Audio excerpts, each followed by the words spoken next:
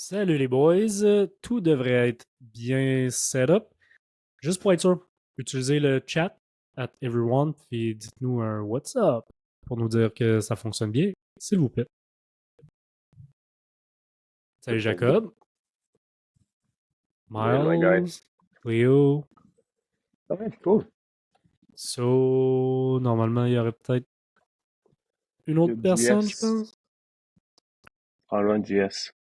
Je ne vois pas. On est rendu 5 dans le audience. OK. JS est là. Alright, on est Les boys, parti. ouais, on va Va. commencer en fait. L'enregistrement est parti. Nous autres, on va couper le début ensuite. La raison là, pourquoi on enregistre là-dedans, en fait, c'est parce qu'on va aussi le poster comme un podcast. Fait que c'est juste ça, puis c'est notre plateforme de recording de podcast. Si vous avez des questions, posez-les dans le chat. Ici, je pense que ça va être la façon la plus simple, vu que c'est la première fois qu'on le fait. Fait que si vous avez des questions, posez-les dans le chat. Nous, on a comme nos lignes directrices pour la rencontre d'aujourd'hui du training de speed qui aurait dû être avec Elage à la base de la semaine dernière. Elage était indisponible, fait que là, ça va être avec Bam, qui est à mon avis tout aussi bon. Fait que s'il y a des questions, posez-les dans le chat. N'hésitez absolument pas, là. Il n'y a pas de problème. On est parti, Good. Bam? On est parti. So, merci les boys d'être présents ce soir et bienvenue sur le MVP Performance Podcast, épisode vraiment spécial aujourd'hui parce qu'on record live avec une audience. L'audience étant les gars du Preseason Blitz 2023. On est mercredi soir. Tous les mercredis, depuis le début du Blitz, on a un meeting avec un invité. Des fois, c'est un coach de MVP qui va répondre à des questions en live aux gars du Blitz. Et pour la dernière semaine, on parle de speed. On parle de speed, puis on l'enregistre en live parce que c'est un sujet tellement intéressant. On est convaincu qu'il y a du monde qui vont tune up au podcast sur le speed training pour les joueurs de football, qui vont vouloir entendre qu'est-ce qu'on a à dire là-dessus. So, pour les gars du Blitz qui sont dans le chat en ce moment, si vous avez une question, postez-les directement dans le chat. Moi puis Marc, on prend le temps de les lire. On va prendre le temps d'y répondre. Pour le reste, enjoy le show. That's it. Je suis vraiment content qu'on le fasse de cette façon-là ce soir.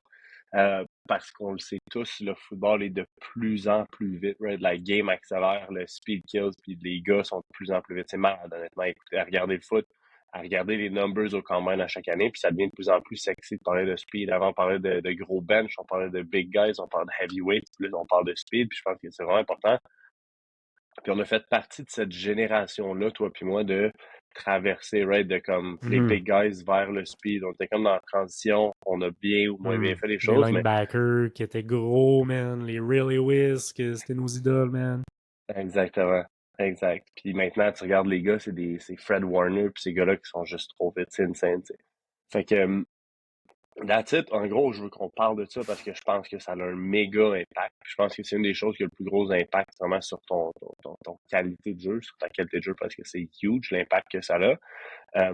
Puis on va se lancer tout de suite dans le sujet, Bam. J'aimerais ça first, OK, parce que moi, c'est un de mes pet peeves dans l'entraînement de joueurs de football. L'entraînement de la vitesse, puis la Mhm. terminologie qui est utilisée, right? On entend souvent parler d'entraînement de speed, entraînement d'accélération, entraînement Mhm. de changement de direction, c'est quoi de l'agilité, c'est quoi tout ça. Puis j'aimerais ça que tu viennes un peu nous mettre en lumière comme qu'est-ce qui est quoi réellement. C'est surtout moi, le fameux aspect agilité puis ces Ah, affaires-là, yeah. j'aimerais ça que tu Yeah. viennes nous expliquer un peu ce que c'est. Yeah. OK, first thing first. Guys, si vous pensez développer votre agilité avec un agility ladder, arrêtez-moi ça tout de suite. Si vous n'êtes pas en train, c'est pas parce que tu as des quick feet et tu es capable de faire un pattern dans des petits carrés au sol ou super vite dans le sable que tu vas être plus rapide ou plus quick ou même que tu vas avoir des plus quick feet sur le field. C'est pas comme ça pantoute que ça marche. On va commencer par différencier changement de direction et agilité. Ta capacité de changer de direction, c'est simplement de te rediriger.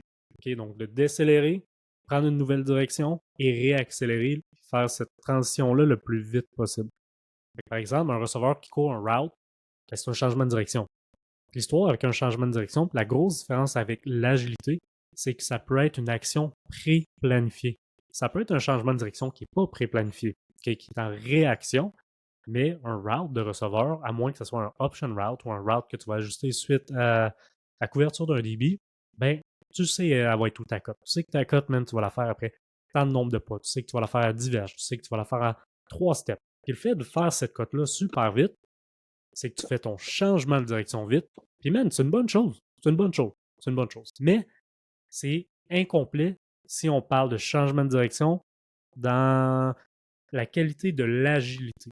L'agilité, oui, il y a une part de changement de direction, mais la grosse différence, c'est que tu le fais, ton changement de direction, suite au mouvement de quelqu'un.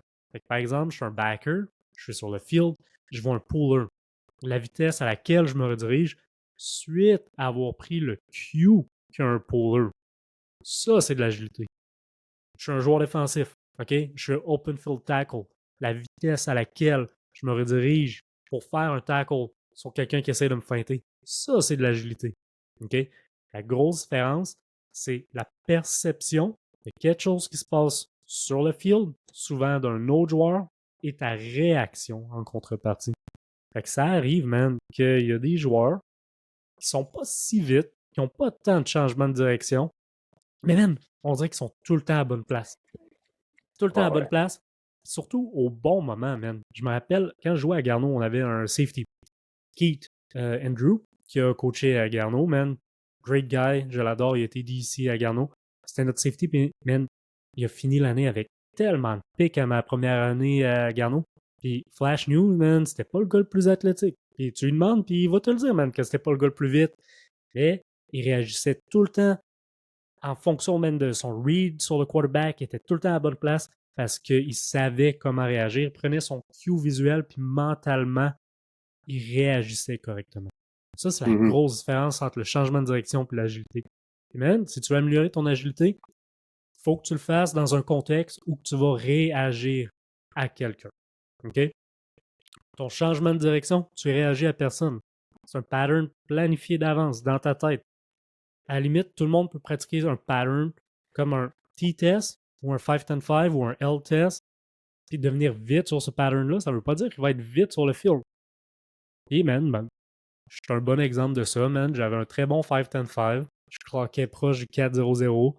Hand clock, des fois, je cloquais en bas de 4, man. C'est des bons temps, man. C'est des bons temps, je suis fier de le dire. Mais sur le field, je n'étais pas toujours à la bonne place. Non, c'est ça. Puis,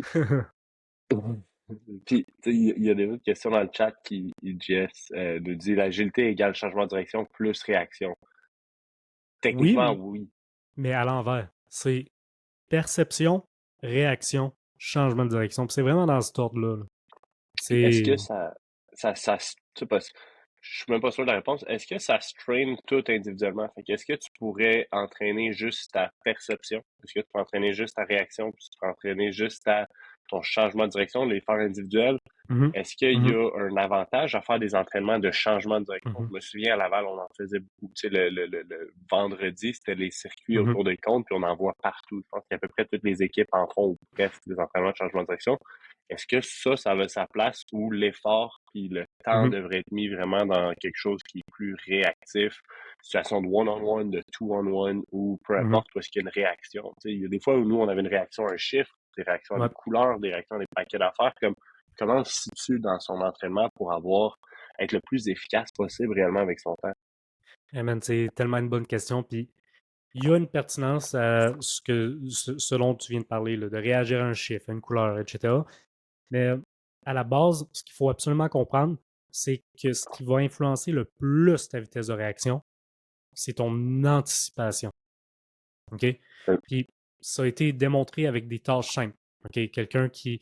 On voit que, mettons, quelqu'un qui réagit vite à une lumière qui flash, puis après ça, les chercheurs étudient la vitesse à laquelle les participants vont appuyer sur un bouton.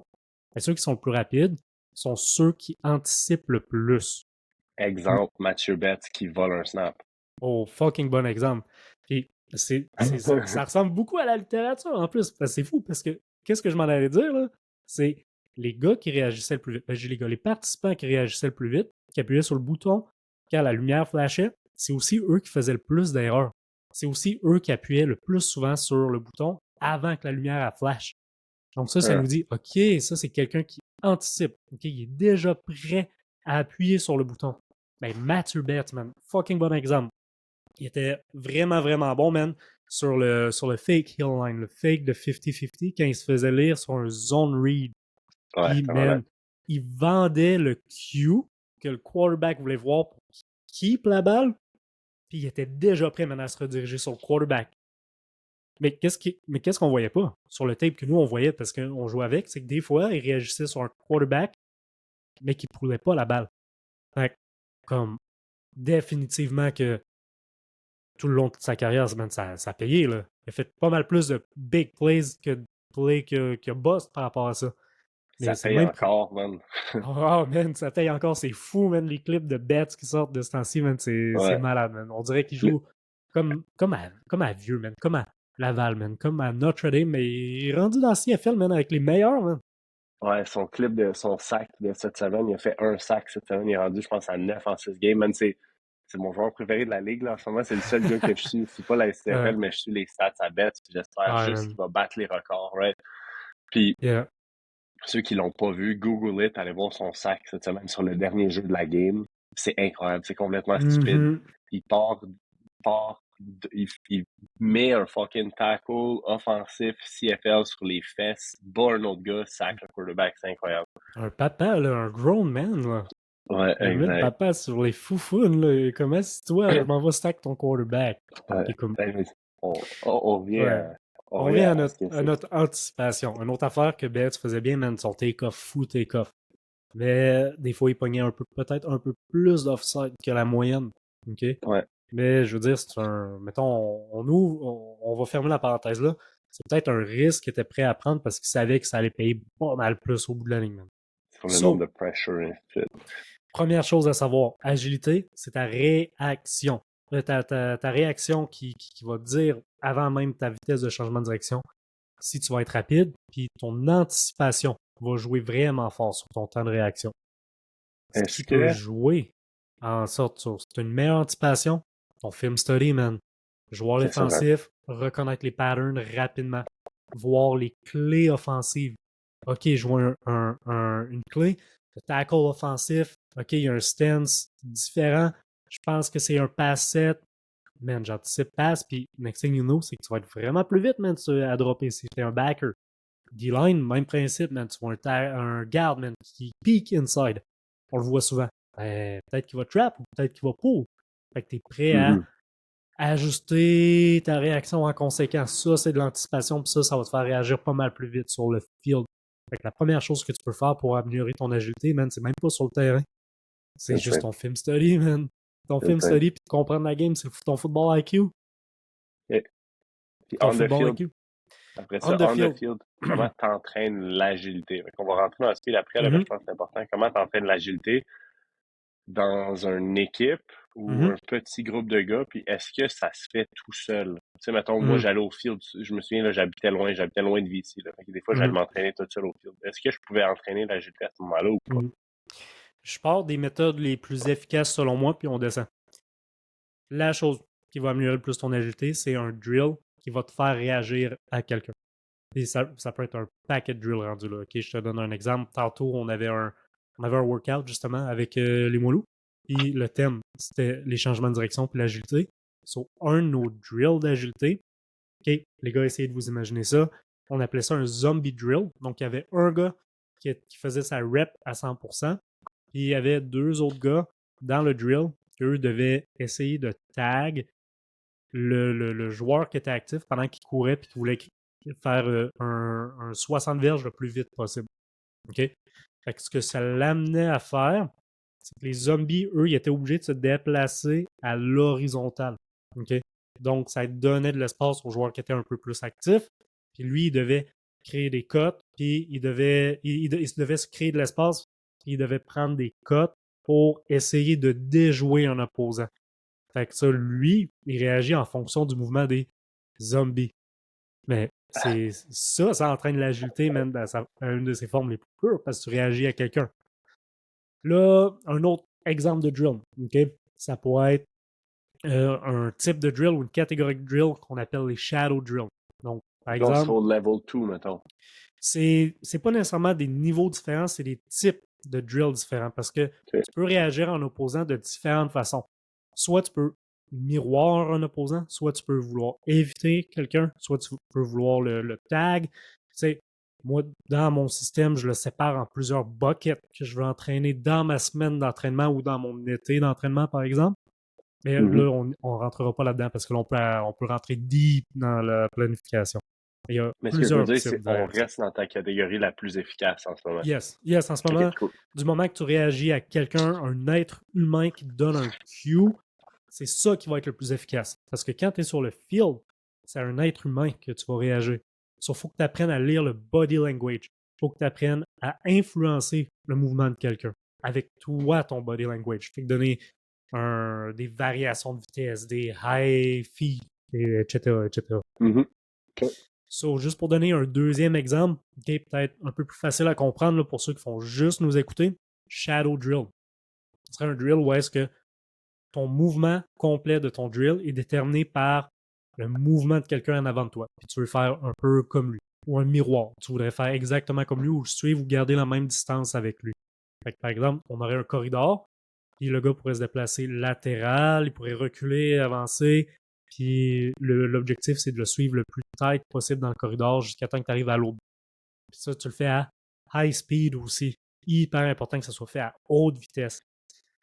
Oui, de pull back un peu la vitesse, ça peut te permettre de travailler peut-être un peu plus tes réactions, tes lectures, mais de le faire à high speed, c'est ça qui va te permettre de mieux développer ton agilité. Parce que là, oui, des fois, le drill va être moins bien fait, mais la vitesse d'exécution va t'aider à réagir et à bouger plus vite. Je Mhm. veux dire, tout le monde est bon à slow speed. Là. C'est comme les teach de foot. Quand on faisait notre one-on-one à l'Université Laval, notre progression de one-on-one contre d'autres DB qui joggaient, man, on était tous des fucking all-stars, man. Après ça, on arrivait dans one-on-one contre les receveurs, mais on se faisait expose. Parce que le speed était différent. Fait qu'il faut l'entraîner à la vitesse la plus haute possible. La OK. plus haute possible. Yep. Après ça, tu pourrais tu pourrais break down, si on veut, ton agilité en différentes buckets ou en différentes catégories.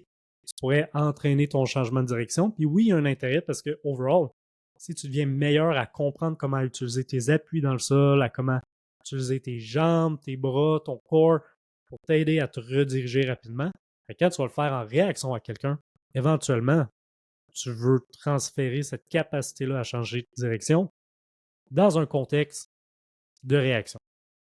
Fait que oui, tu peux le faire. Tu peux l'isoler. Par exemple, tu pourrais mettre des comptes, puis là, tu pratiques tes cotes à 90, tes cotes, tu pourrais pratiquer tes waves. Fait que tes waves, mettons, c'est courir avec un genre d'arc de sec, si on veut. Et la façon la plus facile de se l'imaginer, c'est un DN qui rush sur le edge. Fait que la Ouais. capacité d'être inside edge, travailler dans un arc circulaire, travailler. Tu peux les travailler même à 360 degrés là, au Ouais. final. Là. Ouais. Puis oui, il y a un intérêt. Mais c'est pas ça qui va te rendre plus agile. Il faut vraiment que tu l'intègres avec une réaction. C'est comme si. C'est comme si tu voulais devenir plus fort ou plus puissant plutôt. Ben, de faire de la force, ça va te donner une fondation pour être plus puissant, mais ça ne veut pas dire que tu vas être plus puissant automatiquement. Mhm. OK. Makes sense.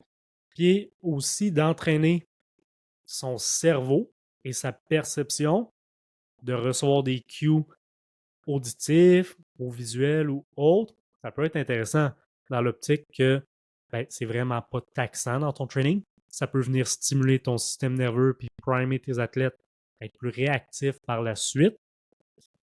Mais il faut quand même que tu ramènes ça à un contexte qui est pertinent au football plus tard. Mais Mhm. overall, tu peux devenir juste plus réactif ou plus perceptif overall, puis être capable de mieux capter les signaux visuels, que ce soit ou auditif, que ce soit quelqu'un qui te colle une couleur, un chiffre, quelque chose, pour t'entraîner juste à être prêt à réagir rapidement. Ça s'entraîne un peu, mais il faut toujours que tu ramènes ça quand même au contexte de foot. OK. Fait que c'est pertinent dans une plus petite mesure. C'est pas ça qui va te donner le plus de bang pour tes boss. Ouais, good stuff. Tu combines Puis, tout ça, là, puis tu as une ouais. solide séance d'agilité. Y a-t-il des questions qu'on a? Y a-t-il des exercices pour comme activer, si on veut, ta réaction pre-snap? Tu sais, on voit souvent des gars Mhm. qui font des drills avec des balles de tennis, des drills de hand-eye coordination pre-game. Ça peut t'aider aussi avec ça? Ce que ça va faire, c'est que ça peut exciter ton système nerveux. OK? Dans le sens que Si toi, tu te sens un peu low avant une game, ça va être vraiment être efficace pour monter ton niveau d'activation. Si tu es quelqu'un qui, à l'inverse, entre dans ta game et que ton niveau d'activation est déjà trop haut, là, tu risques d'anticiper des mauvaises choses, voir des mauvaises choses, puis prendre plein de décisions qui n'ont pas rapport. Fait qu'à ce moment-là, si toi, tu es déjà préactivé beaucoup avant de rentrer dans la game, ça ne sera pas efficace pour toi. Fait que ça ne vient pas jouer tout à fait sur. Il y a un intérêt, mais c'est pas là où est-ce qu'on le pense. C'est pas genre, OK, là, je vais être plus réactif, je vais être plus agile sur le field. C'est plus, OK, moi, j'ai tendance à être fatigué, léthargique quand je rentre dans le game. Je fais quelque chose qui va me réveiller puis m'activer au niveau de mon système nerveux. Fait que des jeux de balles, ça peut fonctionner, des jeux de réaction. Quelqu'un me pitch des balles, puis j'entraîne mon système oculaire, puis ma coordination meilleure, puis aller chercher les balles. Mais si toi, t'es déjà préactivé parce que t'es stressé de faire ça, je pense pas que ça va t'aider à ce moment-là.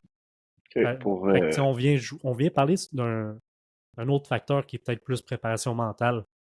ouais, exact. Pre-game, mais c'est comme ça que je pense qu'il faut l'aborder parce qu'overall, qu'est-ce qui va quand même plus affecter ta réactivité, c'est si tu es très activé en termes de stress ou non. Mhm. Fait que Exactement. ton état Puis, mental va être hyper déterminant. exact. Ce que j'allais dire, c'est pour les gars du Blitz, le call qu'on a fait avec Marc, de l'Est à Marc, c'est un must. Tu vas aller comprendre ça. Où est-ce que toi, tu dois te situer dans ton activation selon ta position, selon ta personnalité, et ainsi de suite. Allez le voir. Mais ouais, c'est vraiment, Mhm. vraiment un must. Le Marc qui en parle, puis il est vraiment meilleur que nous pour l'expliquer, là. Euh, Good stuff. Yep, Good. yep. So, puis, tu sais, l'autre affaire avec les jeux de balle, hyper intéressant. Ton développement athlétique overall. Mais de travailler ta coordination main, œil, attraper une balle, lancer une balle, va pas nécessairement avoir un impact sur ton agilité. Fait que là, on parle d'agilité. Agilité, c'est vraiment changement de direction suite à une réaction. Si on poursuit avec l'entraînement du speed, euh, dans un contexte de football. Si on parle de speed, on parle d'accélération puis de top speed. Je ne sais pas s'il y a d'autres parties que peut-être que toi t'aimes parler des termes Mhm. que tu utilises, mais comment on intègre le speed? On voit de plus en plus des gars qui veulent faire du track. Comment ça se situe dans l'entraînement d'un joueur de foot, l'entraînement du speed réellement? Mhm. OK. Il faut commencer par séparer le speed en trois grandes catégories. On prend une accélération là, ou un sprint sur 100 verges.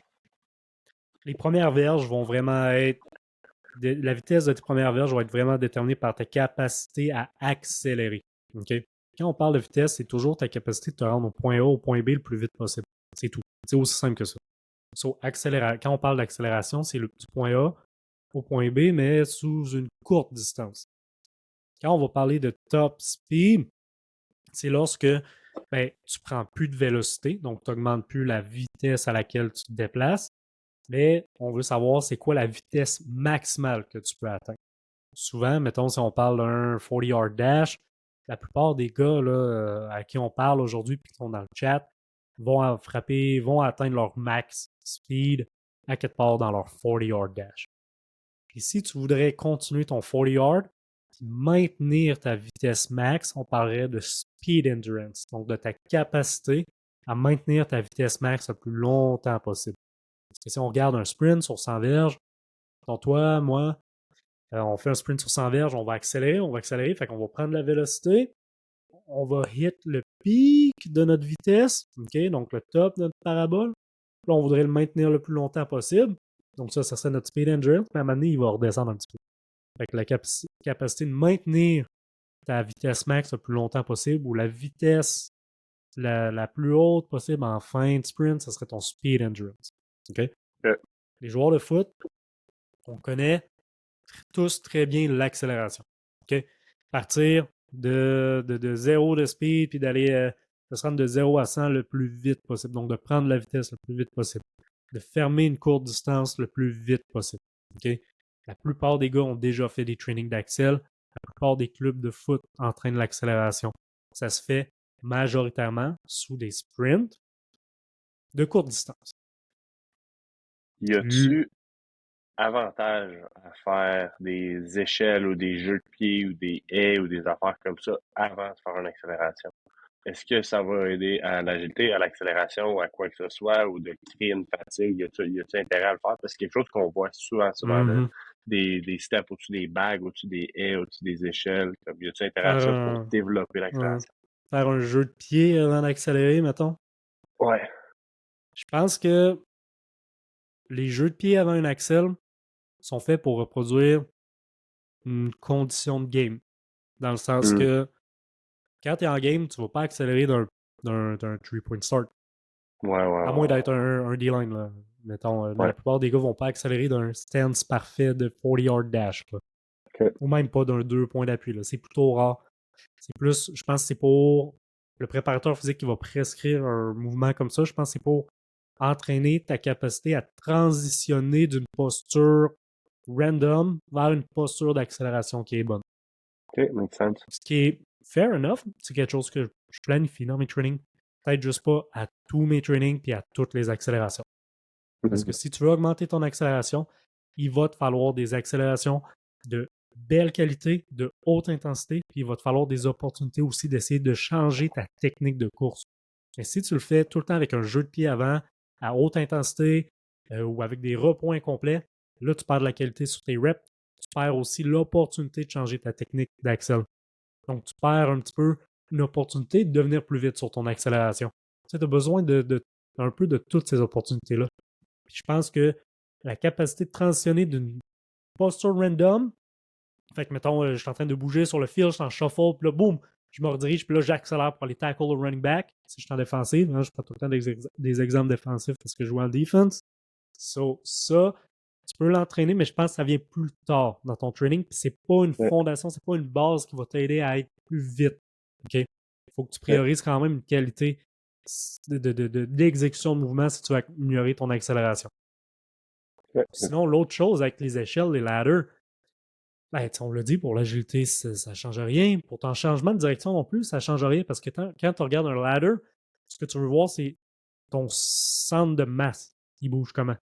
Puis quand tu es sur un ladder, ça bouge pas bien, c'est tes pieds qui bougent C'est vite. vertical, là. Quand tes pieds bougent vite, ça ne veut pas dire que ton centre de masse il bouge vite. Mhm. Mhm. Puis en Axel, changement de direction, ben, c'est aussi vrai. Là. Pas parce que tu as un gars qui fait 1000 pas qui va se rendre loin. Je préfère 1000 pas sur place, puis j'irai pas vite, même si j'ai l'air d'aller vite. Là. Ça veut Ouais. pas dire que j'ai du speed ou que je change de direction vite. L'autre, l'échelle peut peut-être être intéressante, puis il y a d'autres façons de le faire que je préfère. C'est peut-être que ça peut améliorer ta réactivité au sol. Donc, la capacité de ton pied, ta cheville, de réagir vite, donc de créer un impact rapide et stiff. Par exemple, quand tu sprints, ça ne veut pas que ta cheville soit molle pour pas qu'elle absorbe la force, mais pour qu'elle puisse transférer de la force. C'est une cheville qui est réactive, un pied qui est réactif au sol. C'est une cheville qui est capable d'absorber, de redonner de la force très, très, très, très vite. Ça, peut-être que ton échelle de travail, mais c'est pas ma méthode préférée. Dur à C'est quantifier, ta qualité est ouais, moyenne. un peu ce que tu vas entraîner en faisant des pogo jumps et des affaires comme ça. Yeah, pogo jump. J'adore les pogo jump, man. Facile à quantifier. OK, en termes de rep, facile aussi de voir ta progression sur un pogo jump. Si tu vois que tu sautes plus haut sur un pogo jump, les chances sont que ta réactivité au sol va un potentiel d'être meilleur sur une action comme un sprint. Hmm. So, peut-être que les agility ladder peut donner une variation pour train ta réactivité. Pas mon outil préféré. OK, So, good stuff. fait que ça ressemble à ça pour l'Axel, vu qu'on parle un peu de top speed. Mais, tu sais, On, on pourra en parler brièvement. Je sais qu'on en parle dans d'autres épisodes déjà. Fait que je ne sais pas si yeah. c'est quelque chose dans quoi on veut rentrer en profondeur. Moi, ce que Mhm. j'aimerais, c'est que ce soit vraiment concret pour les boys, puis qu'on parle, c'est quoi les erreurs les plus fréquentes, parce que je pense on est capable de se reconnaître vraiment dans les erreurs les plus fréquentes, puis des choses que comme tu dois savoir si tu veux améliorer ton speed, si tu veux entraîner ton speed. Mhm. So, le top speed, on l'a bien décrit tout à l'heure. So, c'est ta capacité d'atteindre une vitesse max la plus haute possible. C'est différent de ton accélération. Même si, pour atteindre ton top speed, il faut que tu accélères, tu n'as pas le choix. C'est une qualité qui est différente, qui va s'entraîner différemment. OK? Quand on parle de speed overall, ben, la première erreur, man, que je vois, c'est que les joueurs de foot entraînent rarement leur vitesse max. Ils se focus que sur l'accélération. Mhm. OK? Puis souvent, les coachs, ce qu'ils vont faire, c'est qu'ils vont voir que dans une game, il y a beaucoup plus d'accélération. Les sprints sont courts sur le field. Ils ont raison, Ouais. man. Fait que là, ils vont se dire, OK, ben, sur le field, les accels sont courts. Ça, on va faire juste des accels, puis nos gars vont être plus efficaces parce que 80% des actions, c'est des actions qui sont courtes. Et le problème, c'est dans la façon d'aborder la question, c'est de se dire, ben, dans ce cas-là, pourquoi je lève des poids? Pourquoi je deviens plus fort? Si je deviens plus fort, c'est pas parce que j'ai besoin de bench mon gars sur le field. Puis j'utilise l'exemple du bench puis la force parce que ça, tout le monde le comprend bizarrement. Mais le fait Mhm. d'être plus fort te permet d'être peut-être plus explosif sur le field, d'être capable d'avoir un meilleur punch, même si c'est pas directement ta force max que tu utilises sur le field. Ta Mhm. vitesse max va t'aider à être un meilleur joueur de foot, même si c'est pas l'action que tu vas retrouver tout le temps, c'est une qualité qui va t'aider à être un meilleur joueur de foot. Première erreur, les gars, entraînez votre vitesse max. Donc, allez faire des sprints plus longs que 20 verges, s'il vous plaît. Allez faire des sprints longs. Puis pour avoir de la qualité, pour entraîner ta vitesse max, tu as besoin de qualité. Tu as besoin d'un bon repos. Fait que deuxième erreur directe. Man, t'entraînes pas ton axel ou ton speed si ton repos est incomplet. Si t'es essoufflé, t'as les jambes loadées, puis de rep en rep, tu sens que tes jambes load. Hey, man, t'aimes ça parce que t'as l'impression de travailler. Je te garantis que t'es pas en train d'entraîner ton axel ou ton speed ou ta vitesse max. Parce que t'as pas de qualité de mouvement. T'es Fait qu'il pas faut être à une le bonne plus intensité. fresh possible. Ça, c'est Faut quelque être. chose que je me souviens, là, entraîner mon top speed quand je jouais, je l'ai pas fait souvent. Je pense vraiment pas que je l'ai Mhm. fait souvent, puis je connais pas beaucoup de joueurs de foot qui l'ont fait. Question que j'aurais pour toi, est-ce que tu dois absolument toujours le faire? Je te donne un exemple de, tu sais, tu pars en sprint, tu accélères sur 40, 50, 60, 80 verges, je sais pas les distances que tu fais, ou ça peut être une bonne idée de faire des genres de sprint lancés, où est-ce que tu génères Mhm. un peu l'accélération, là, tu as on va dire un 20 verges top speed, puis après ça, tu redécélères pour Mhm. pas avoir un aussi long volume à ta pleine vitesse. Un sprint lancé ou un fly sprint, je trouve que c'est un très bel outil pour améliorer ton top speed parce que tu vas diminuer la charge ou le stress overall que ton athlète va subir ou qu'il a besoin d'aller chercher pour aller chercher son top speed. On l'a dit tantôt, pour aller chercher ton top speed, tu es obligé d'avoir une accélération. Fait que si tu fais juste des accels qui sont ou des sprints qui sont longs, tu as une accel qui est très intense. Mettons un sprint de 60 verges. De 0 à 30, 40, c'est intense, puis ça ajoute sur le training load de ta session. Un sprint Mhm. lancé, un fly, mettons que tu prends une approche de 30 verges ou de 20 verges, ben, tu le fais graduellement, contrôlé, et ça te dérange un peu moins si ton Excel est plus lente, parce que qu'est-ce qui t'intéresse, c'est la zone de ton fly. Et ça diminue le training load overall de ta session. Ça te laisse plus de place pour avoir plus de volume, si on veut, de fly, De si on veut, top fait speed. de top speed overall. Tu as peut-être plus d'opportunités d'entraînement, mais surtout plus d'opportunités de récupération. Mhm. So, il y a différentes méthodes. Les fly, c'en est un. Les build-up serait une autre méthode. Il y a plein d'affaires que tu peux faire. Mais honnêtement, on n'est pas obligé de parler de chacune des méthodes précisément. Tu as juste besoin d'en avoir peut-être un ou deux comme outil dans ton back pocket, utiliser les sprints longs, puis tu es vraiment bien outillé pour entraîner ton top speed. C'est pas si compliqué que ça. Puis C'est pas compliqué, mais c'est pas facile. la chose à garder en tête, c'est d'être fresh à chacune de tes Mhm. reps, right? Parce que Yep. c'est sûr que si tu veux entraîner ton speed, puis là, tu sais, souvent, je pense que la règle que tu utilises, c'est quelque chose comme 1 minute ou par 10 mètres, par divers minimum Yep. de repos entre Yep. chaque rep. Yep. Souvent, on voit des gars qui vont faire un sprint sur 20 qui vont prendre comme 1 minute de repos, puis je suis fresh, je repars, mais techniquement, ça devrait être comme 1 minute par 10 mètres ou diverge-ish et Yep. plus, je pense. Euh, donc ça, c'est quelque chose qu'on va vraiment souvent que tu veux t'assurer de comme. Tu sais, je pense que ça devrait être la règle numéro un. Puis la Mhm. règle numéro deux, à mon avis, corrige-moi si je me trompe, mais c'est dès que tu te rends compte que ta qualité de sprint ou ta distance se met à ralentir, comme call it a day, c'est fini, t'es mieux d'avoir Mhm. moins de volume, de meilleure qualité que juste faire une rep de plus, puis faire une rep de Mhm. plus, puis faire une rep de plus, parce qu'en plus de Mhm. perdre ta qualité puis tes gains de vitesse ou d'accélération, ben ton risque de blessure peut augmenter Ah, drastiquement aussi vraiment. dans cette état de Vraiment, vraiment, fatigue-là. vraiment, vraiment. Vraiment, man, tu l'as vraiment bien résumé. Règle numéro 1, man, pour les gars qui nous écoutent, veulent s'entraîner par eux-mêmes en speed, faut que tu prennes, moi je conseille 1 minute par tranche de 10 verges de high intensity. So, par exemple, je fais un Excel de 40 yards, ben, prends au moins 4 minutes de repos. OK? Ça veut-tu dire qu'il faut que tu t'entraînes pendant comme 1 heure et demie à avoir assez de reps ou c'est juste que t'as peut-être pas besoin de tant de reps que ça?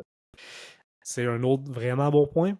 Un plus bas volume risque d'être vraiment plus efficace. Parce que overall, c'est pas ton volume total qui est intéressant pour ta vitesse. C'est ton volume à haute qualité. Ok. So, si tu as 300 verges total de très haute qualité dans ton training de speed, c'est un très bon workout. Ça, c'est un barème que j'utilise personnellement dans mes trainings. Je vais aller maximum à 300 verges de volume à haute intensité. Maximum. Puis si tu Maximum. fais des diverges, tu vas te faire 30 fois diverges ou t'as pas besoin de te rendre à 300 pour un bon workout? Tu pourrais, là, mais tu n'aurais pas besoin. Anywhere comme de 150 à 300 verges, ça sera un bon volume. Puis tu sais, 300 verges, là, c'est vraiment le high-end. Le high-end. Ça dépend vraiment de comment tu récupères, ça dépend d'un paquet d'affaires, là, de ton énergie quand tu t'en vas dans le workout. Mais Ouais, je ne recommanderais pas de faire 30 fois 10 verges non. nécessairement. Parce que je pense que tu peux utiliser ton volume d'entraînement de façon un peu plus variée, mettons. Euh, Parce que ton Ouais, good Axel, c'est stuff. pas juste sur 10 verges, man. À 20 verges, il y a bien des gars qui accélèrent encore. Ouais. Y a-tu d'autres musts que comme un athlète devrait savoir ou y a-tu d'autres erreurs Yep. que tu vois vraiment souvent qui sont absolument à éviter? Yeah, tu peux pas entraîner ta vitesse à tous les jours. Le Ok. speed, l'accélération, man, c'est une des choses qui a la plus haute demande neurale que tu peux faire en tant qu'athlète qui s'entraîne. OK? Tu fais une journée de speed, man, avec un bon volume, une bonne intensité, une bonne qualité.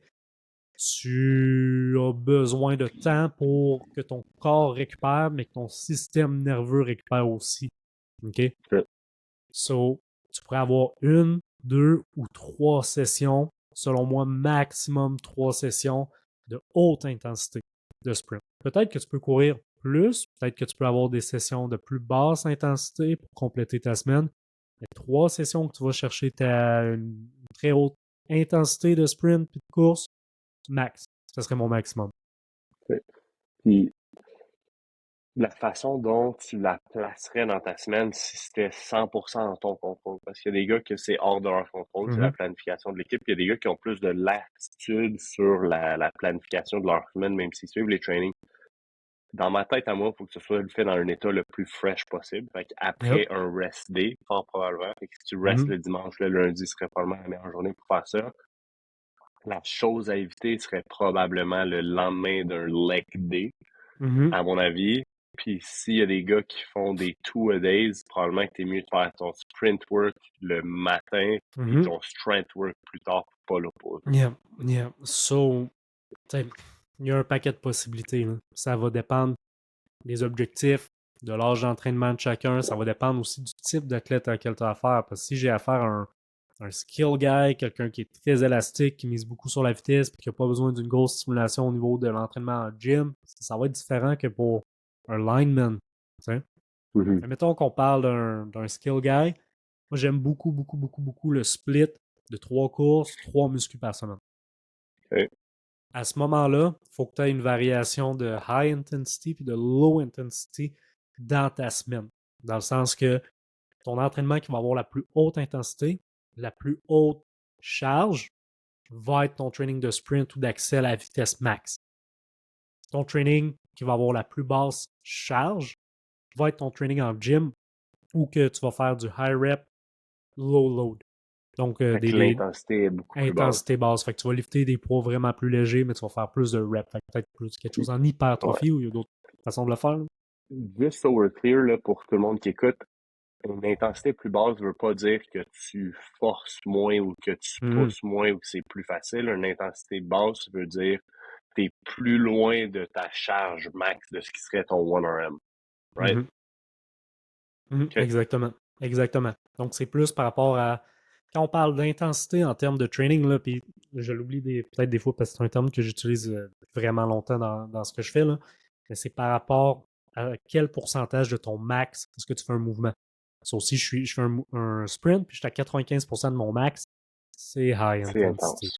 Si tu fais un lift, tu es à 90% de charge ou plus de ton 1 RM, c'est intense. Mais Ouais. si tu fais des séries de 10 reps, ben, tu es vraiment plus bas que ton 80% même. Tu es vraiment plus bas que ça. Sur l'intensité Mhm. est plus basse.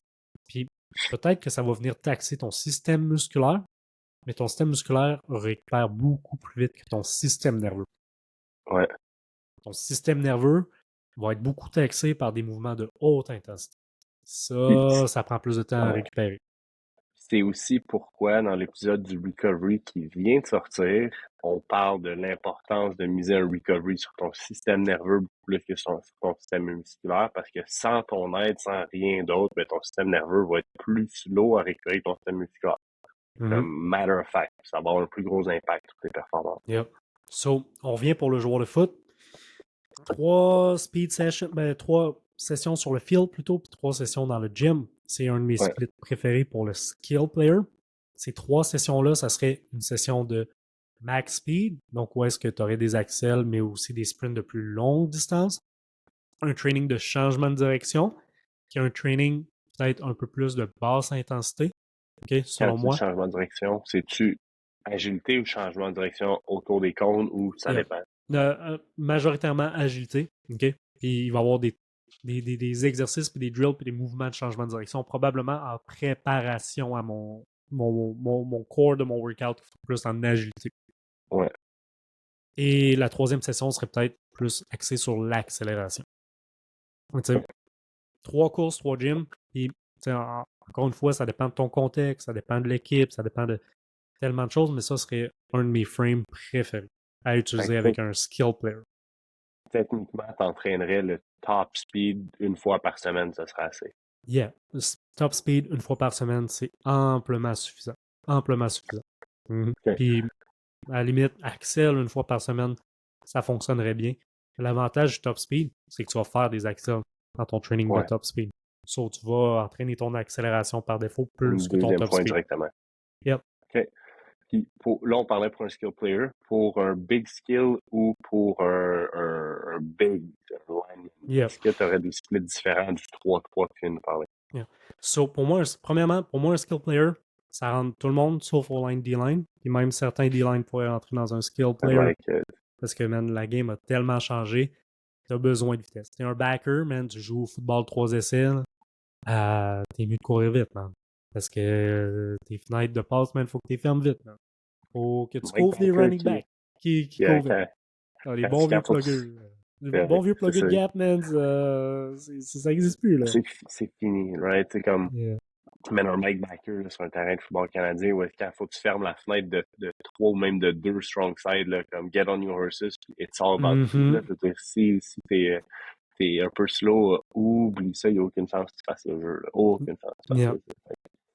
Yeah. J'aime le contexte que tu dises que les skills, c'est les linebackers, des running backs, c'est des Mhm. skills players. Je pense qu'on les voit souvent comme big skills. Je viens tout juste d'écouter un podcast. Je vais t'en envoyer, en fait, où John Heck a été invité là, depuis Track les Texans. Il parle justement de Nice. tous autres, leurs skills, big skills. Puis je sais plus Nice. comment ils Yeah. prédéterminent, mais c'était vraiment intéressant. Mais I like it que tout Yeah. le monde est un skills player, mis à part les bigs. Yo. Puis même là, même si tu rentres dans la Kim. catégorie de skills, il y a moyen d'avoir un développement qui est différent parce que définitivement, un backer et un running back vont Mhm. probablement aller chercher plus de contact qu'un ton Ouais. strong side corner. Yeah. Et dans un monde idéal, tes joueurs de ligne, tes backers, tes running backs, chaque position s'entraînerait différemment. Mais mettons qu'on ramène ça à quelque chose de réaliste, OK? Dans un contexte d'entraînement de groupe, ben, moi, j'aime séparer les skills, les light skills, puis les big skills. Parce que je veux aussi que mes linemen bougent. Hmm? Ouais, Ouais. Les big, ça n'existe pas dans ma tête, man. Je veux des big skills, je veux des gros qui bougent bien aussi. yeah. So, ça, c'est hyper important. Mais, tu sais, Jacob nous pose la question, split pour un linebacker, ce serait le même split que pour le DB que je viens de te dire, le skill player. 3 courses, 3 gyms. Ou est-ce que ça changerait peut-être plus, pas nécessairement sur le training de speed sur le field, peut-être plus dans le gym.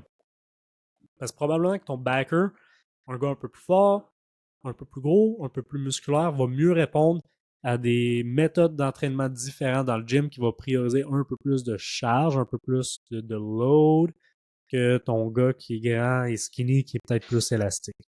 OK? Yeah, interesting. So, mais on rentrera pas en profondeur là-dedans. Je veux parler maintenant du split pour les big skills. Puis les big skills, un split que j'adore, ce serait 2 courses, puis 4 muscu.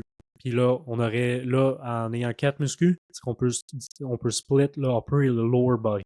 OK? So, par exemple, on aurait course 1, ou est-ce qu'on irait dans les axels puis les sprints un peu plus longs? Définitivement pas aussi long qu'un receveur ou un cornerback. Là.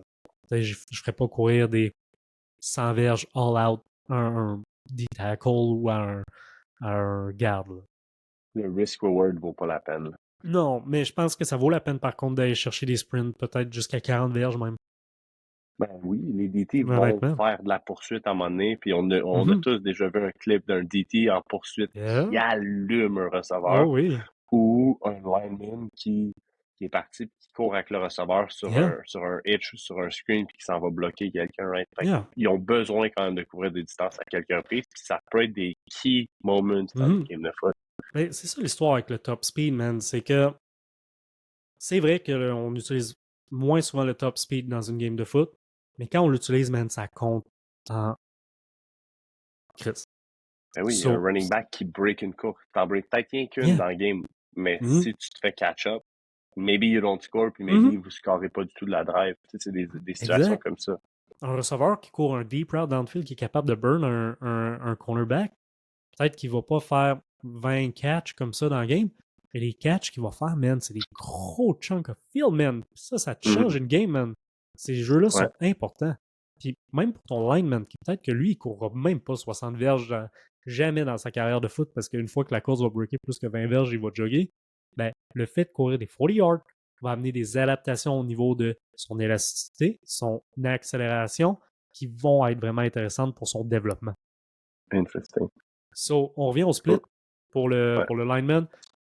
J'utiliserai le pattern de entraînement sur le field, muscu lower body, muscu upper body, entraînement sur le field, muscu lower body, muscu upper body. OK? Puis ça serait vraiment plus pour mes DT, mes gros DN, puis mes linemen offensifs. Cool. J'ai une question pour toi. Les 2 splits que tu nous as parlé, puis c'est une question qui vient avec une des questions du chat. C'est, tu nous as pas parlé du cardio, du conditioning des joueurs de foot dans ni un ni l'autre des splits. Où est-ce que le cardio ou le conditioning a sa place dans une planif d'été? Parce que ce qu'on entend souvent, c'est que ton cardio, ton conditioning se développe beaucoup plus rapidement que d'autres attributs. Fait que t'as pas besoin de le faire autant l'année, si on veut, ou du moins pas de la même façon que tu fais ta muscu. Puis, s'il te plaît, explique-nous c'est quoi la différence entre du cardio et du conditioning. C'est quoi la différence entre les deux? OK. Cardio, conditioning, je pense que c'est des mots qui sont interchangés un peu librement. Quand on parle de conditioning, c'est peut-être de... Puis, man, je sais même pas d'où vient le fait que les mots se sont comme autant mélangés, mais ton conditioning va être l'entraînement de tes différents systèmes d'énergie. OK? So, ça veut dire, quand on parle de système d'énergie, c'est ton corps va utiliser différents nutriments selon la durée de l'effort. So, c'est ta capacité à faire une game au complet, puis de répéter des sprints, puis pas perdre de gaz sur tes sprints. C'est ta capacité de revenir au banc après un long kick-off, puis de reprendre ton souffle rapidement. Quand on parle de cardio en tant que tel, je pense qu'on fait surtout référence au steady state cardio. Fait que c'est plus en aérobie, c'est plus des efforts qui sont comme de basse intensité, mais que tu maintiens longtemps. OK, Flash News, tu es un joueur de foot, tu vas courir un jog de 10 km, tu fais peut-être un peu de cardio, mais pour ton conditioning sur le field, c'est pas le best. OK? On traîne pas la même chose. Et là, Marc, il rit parce qu'il fait à cette heure courir des 10 km, mais il joue plus au foot, guys. Maintenant. Mais je me souviens d'un moment où est-ce que je voulais grind. Moi, j'ai toujours été un gars qui voulait en faire plus, puis je voulais grind, puis je voulais grind, puis je voulais grind. Puis je me souviens, l'hiver, je sortais avec mon manteau, je me mettais une cagoule, puis là, j'allais comme courir 5 km, quelque chose, en me disant que je grindais, puis j'allais être un meilleur joueur de foot. Je faisais ça au mois de janvier, février, puis comme là, je réfléchis à ça, puis je suis comme, quelle perte de temps puis d'énergie pour de vrai. Yo, pis ça vient tellement saper sur ta capacité de récupération aussi, là. Tu sais, je veux Ben oui, dire, c'est man, ça. tu prends une heure, man, dans ta semaine. T'es un joueur de foot à aller faire juste du cardio, là, comme ça, là. Tu mets ta cagoule, t'es en mode Rocky Balboa, là, pis tu te passes sur un sport, man, ça, pour ton jogging, man, pis tu te brûles les jambes, là. Man, ça va t'empêcher de récupérer, là. C'est trop intense. Et c'est tough 100%. à récupérer de la course à pied, man. Là, tu dois le savoir, Marc, là. Tu cours un peu plus, man. Man, tu finis les jambes stiff, les jambes lourdes, man. Tu récupères pas vite de ça, Les là. mollets comme ça, là. Les mollets stiff, man. Puis, man, la dernière chose que tu veux, man, si t'es un skills player, c'est d'arriver dans ton training de speed et avoir les mollets stiff, là. 100%. So, yeah. Conditioning, maintenant, dans la planification d'été. C'est vrai que tu t'adaptes plus vite et que tu vas reprendre ton conditioning plus rapidement. OK? Je ne l'entraîne pas à l'année longue à l'imoun. On l'introduit plus intensément seulement dans les 3 dernières semaines de l'entraînement d'été qui est de 10 semaines. That's it, 3 semaines de conditioning. 3 semaines où on a des moments dédiés à l'entraînement pour le conditioning. Fait qu'on va travailler en intervalles de différentes façons. OK? Mais 3 semaines seulement. Et c'est une partie du training seulement. OK? C'est pas un training complet dédié au conditioning. Ça, j'ai jamais planifié ça de ma vie. Je pense pas que c'est utile à personne. La première chose, man, tu veux t'offrir ta game de foot, OK? Puis finir moins gassed off, et t'es un receveur, tu vas avoir plus de speed de ton route numéro 1 à ton dernier route sur le dernier snap de la game. Ben, next thing you know, si ta biomécanique de course s'améliore, si ton top speed s'améliore, ton accélération s'améliore, tu vas être capable de faire ces actions-là, puis ça va être moins coûteux en énergie pour toi. Puis ça va augmenter ton conditioning, man. J'ai des gars que je Ouais. coach en ce moment, puis ils ont eu leur camp de printemps. OK, les gars de foot que je coach à l'année longue online, ils ont eu leur camp de printemps, OK, il y a 1 mois ou 2. Il y a plein de gars qui m'ont écrit pour dire Hey man, c'est fou comment je me sens light sur le field, j'ai plus de gaz, j'ai plus de ci, j'ai plus de ça. On a fait zéro conditioning avec eux. Juste la qualité, top speed, accélération, technique de course, etc. Ouais, Puis man, ils ont plus de gaz. Parce que man, pour être capable de répéter ces efforts-là, faut que tu cours bien, man. exact. Puis, tu sais, l'autre chose par rapport au conditioning, fait que 3 semaines, honnêtement, pour ceux qui l'entraînent, c'est le plus court, j'ai entendu. Souvent, j'entendais des 8, des 10 ou des 12 semaines, mettons, Mhm. d'en faire. Mais l'autre chose que moi, je me dis, c'est que si tu rentres à tes pratiques de foot, là, quand tu as des pratiques, là, que ce soit l'été ou au training camp ou peu importe, où tu practice hard, tu sais, que tu donnes un bon Yep, effort à tes reps en pratique, mais tu vas builder ton conditioning pendant ton training camp yep. aussi, right? Yeah, yeah, yeah. Puis c'est dur à faire. Et je suis chanceux de le faire parce que je suis un coach de foot et je suis un préparateur physique pour la même équipe de foot. So, dans nos pratiques, on prend en compte les qualités qu'on entraîne dans nos pratiques, puis on vient complémenter ce qu'on fait avec nos entraînements en dehors du field durant le training camp et in-season. So, ça, c'est magnifique, là. C'est un luxe que je suis conscient que pas beaucoup de préparateurs physiques ont. Mais je suis capable de parler avec le reste du coaching staff et de dire OK, par exemple, dans le training camp, on va avoir beaucoup d'oppositions, beaucoup de reps à haute intensité.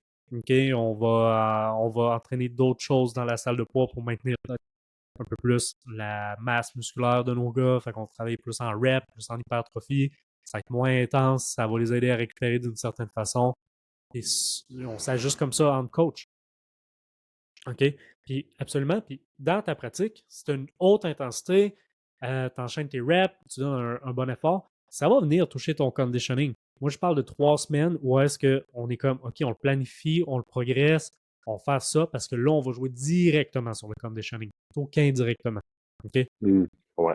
Puis, je veux dire, ben, à l'année longue, là, si on veut, on va toucher à notre conditioning. Là. Nos gars, ils ont chaud, man, durant les trainings, durant l'hiver. Là. C'est Ouais. juste qu'on les entraîne d'une façon que, oui, qu'ils amènent à stimuler leur base de cardio, si on veut, ou de conditioning, mais on le fait pas directement. C'est pas ça l'objectif. Mhm. Là, en ce moment, on termine. Là, dans nos objectifs d'adaptation, on priorise le conditioning. Puis après, on va le maintenir toute la saison. Parce que, man, conditioning, c'est comme le speed, c'est comme la force. Si tu le maintiens pas de façon à haute qualité, d'une belle façon dans ta semaine, ben, tu vas finir par le perdre après un certain nombre de temps. OK. Puis est-ce que tu l'entraînes on the field ou au gym en format de genre, je sais que le modified strongman, tout ça est intéressant pour modifier le conditioning. De quelle façon vous l'utilisez? Sur le field, parce que l'histoire avec ton conditioning aussi, tu veux que ça soit propre à ton mouvement que tu vas faire sur le field.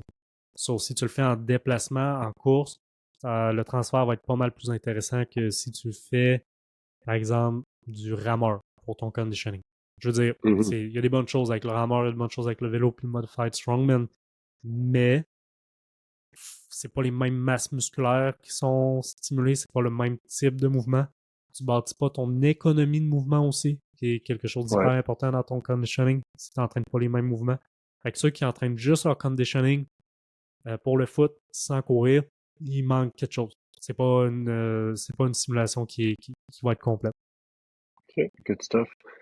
Puis là, tu as parlé que tu le maintenais une season. Tu veux-tu juste nous faire un summary de comment tu continuerais de maintenir ton accélération, ton top speed, ton conditioning in season pour un joueur de foot avec le volume de pratique, avec l'école, avec la muscu, puis avec les games, puis avec tout ce qui va avec?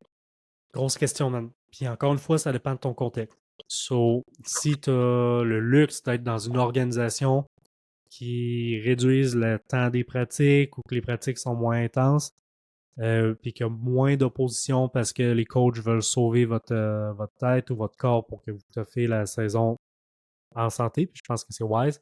Probablement qu'il va falloir que tu continues de stimuler ton accélération, ton top speed à quelque part dans ta semaine. OK? Avec quelque chose avec une session, tu t'assures d'être fresh going into the session. Par semaine, c'est suffisant. Peut-être un bas volume, mais une très haute qualité d'exécution. So, par la suite, ton conditioning, j'irai une fois par semaine aussi, ou une belle option, ce serait de le faire en fin de pratique. OK? Parce que souvent, tes pratiques de foot, et là, je dis pas, si tu as 4 pratiques semaine, fais pas 4 finishers de cardio par semaine. Là. Ça, c'est pas une bonne idée. Mais mettons, tu as 2 pratiques normales là, par semaine, ben, de venir stimuler un petit peu ton conditioning 2 fois par semaine, juste avec des intervalles qui vont te prendre 5-10 minutes max, c'est vraiment wise. Parce que tu as déjà, tu es déjà échauffé. Deux, tu as déjà accumulé un certain volume de course. Donc là, c'est un moment idéal pour aller stimuler ton mouvement de course à une plus basse intensité. Okay? Versus de profiter du fait que tu as déjà un stress de créer. Tu viens juste le rajouter, mais de façon dirigée pour après ça prendre tes stress, les mettre ensemble, prendre tes repos et vraiment les séparer le plus possible. Yo, Marc, tu t'es mute for reasons. Alright. That happens. Fait que moi, honnêtement, on a fait le tour de ce que je voulais qu'on parle aujourd'hui. On a aussi fait le tour des questions dans le chat. Fait que si jamais il y en a d'autres avant qu'on conclue, let's go. Mais sinon, man, je suis vraiment content de la conversation qu'on vient d'avoir. J'ai appris certaines choses. Je pense qu'il y en a beaucoup à retirer. Fait que good stuff. Yep. Puis, Yo, s'il y a des ouais. questions, guys, c'est le temps de shoot. Puis pendant ce temps-là, j'en profite pour dire, c'est juste un survol, man. On pourrait parler de speed, d'accélération, de top speed. Il y a des nuances à apporter. Aujourd'hui, man, c'était juste un survol de qu'est-ce que moi je fais, les connaissances que moi que j'ai, puis assurément qu'il y a d'autres coachs qui peuvent venir compléter ces connaissances-là, comme un gars comme Elage qu'on aurait aimé avoir durant le Blitz. C'est juste un survol, puis c'est un sujet, man, passionnant, parce que la game est axée vers le speed, puis deux, man, ça s'en va loin. Gardez en tête, guys, prendre du speed, devenir meilleur plus vite, c'est pas compliqué, mais c'est pas facile. C'est pas compliqué, par contre. Non. C'est ce que tu as décidé de me faire rire, là. Puis quand tu dis prendre du speed, ça me fait penser, ceux qui l'ont pas vu, aller voir les comments sur TikTok du vidéo où Bam parle de prendre du speed. C'est complètement stupide. Anyways, on va. Bam, ton 40 dans ton prime, probablement projet has-been. Projet Ton meilleur 40 HBN à vie. 455 Laser. laser. Laser. Fait Puis que, ça c'est fou, man, parce que c'était après mon temps au football. C'est après mon temps au football où est-ce que j'ai pu vraiment diriger mon training vers le 40 yard puis le speed en tant que tel. Puis, je m'entraînais, man, en speed 2 fois semaine. So, guys, si vous avez quelque chose à retenir, man, c'est la qualité est fucking importante si tu veux prendre du speed plus que le volume. yeah. Fait que c'était après le football, mais aussi après 800 mg de caféine. Fait que, C'était aussi après 800 mg de caféine. et don't do this at home, c'est complètement, honnêtement, don't do this at home. On en parle dans d'autres fois, puis comme ça, des questions sur la caféine, on va vous aider, mais s'il vous plaît, ne prenez pas 800 mg de caféine. Not a good idea. Par contre, la caféine peut être intéressante avant un entraînement de speed ou avant une game de foot, mais dans une quantité raisonnable. All right? Yeah, not a good Fait idea, que, but it worked. yes. All right. Fait que that's it. Merci les boys d'avoir été là. Honnêtement, c'était cool de le faire de cette façon-là. Je ne sais pas si vous appréciez, vous nous en donnerez des feedbacks. Merci à ceux qui ont écouté. Puis, that's it. Peace.